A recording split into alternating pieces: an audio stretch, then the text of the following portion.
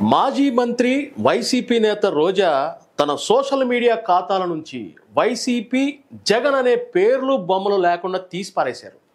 హఠాత్తుగా ఈమె ఈ నిర్ణయం ఎందుకు తీసుకున్నారో తెలియదు, కానీ వైసీపీ వర్గాలు మాత్రం ఏదో ఉందని అనుకుంటున్నాయి.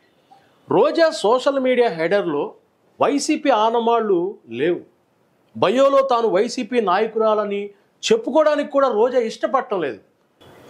నగరి ఇన్ఛార్జి రోజా అసలు ఉన్నారా లేదా అనేది కూడా స్పష్టంగా తెలియనటువంటి పరిస్థితి.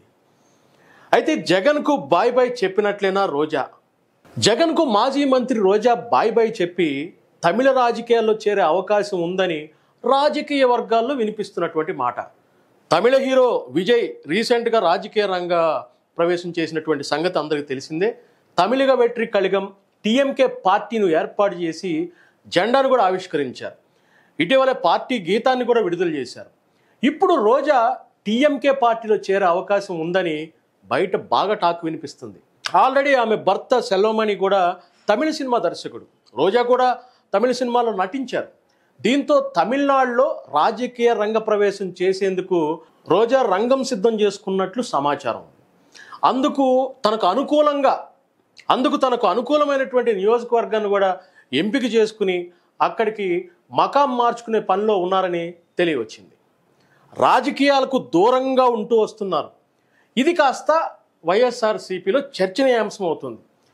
ఆమె అసలు ఎక్కువ రోజులు పార్టీలో కొనసాగకపోవచ్చు అనేటువంటి అభిప్రాయాలకు కూడా తెరతీసినట్లయింది.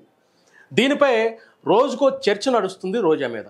జిల్లా రాజకీయాల్లో మాజీ మంత్రి, పుంగనూరు శాసనసభ్యుడు పెద్దిరెడ్డి రామచంద్రారెడ్డితో కూడా పెద్దగా పొసగకపోవడం అనేది, సొంత పార్టీ నాయకులే తనను ఓడిస్తున్నారంటూ అధికారంలో ఉన్నప్పుడే పలుమార్లు చెప్పుకోవడం, ఇలాంటి పరిణామాలన్నీ కూడా ఇప్పుడు మళ్ళీ చర్చల్లోకి వచ్చాయి.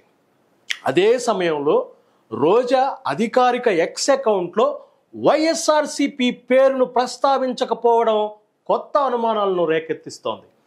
నగరి మాజీ ఎమ్మెల్యే పర్యాటకం యువజన సర్వీసుల మాజీ మంత్రిగా తన బయోడేటాలో పొందుపరిచారు. పార్టీ గురించి ఎక్కడ రాయలేదు. అకౌంట్ హెడర్లో కూడా వైఎస్ జగన్ ఫోటోను తీసి పారేశారు. 2029 ఎన్నికల్లో రోజాకు వైసీపీ టికెట్ ఇవ్వకపోవచ్చని కూడా టాక్ నడుస్తుంది. పార్టీతో పాటు ప్రజల్లో వ్యతిరేకత ఉన్న 2024 ఎన్నికల్లో వైసీపీ హైకమాండ్ను సెంటిమెంట్తో పాటు ఎమోషనల్గా కూడా బ్లాక్మెయిల్ చేసి టికెట్ తెచ్చుకున్నారట. బెదిరించి సీటు తెచ్చుకున్నా సరే గెలవలేకపోయింది. మరో పార్టీలో ఒకవేళ చేరదాం అనుకున్నా అవకాశం లేదు. ఎందుకంటే ఏపీసీసీ చీఫ్ షర్మిలను రోజా నోటికొచ్చినట్లు తిట్టిపారేశారు. టీడీపీ, జనసేన, బీజేపీ అధినేతలపై కూడా నోరు బారేసుకున్నారు. దీంతో కూటమి పార్టీలో చేరేందుకు దారులన్నీ మూసుకుపోయాయి. ఇక తమిళనాడు రాజకీయాల్లో తన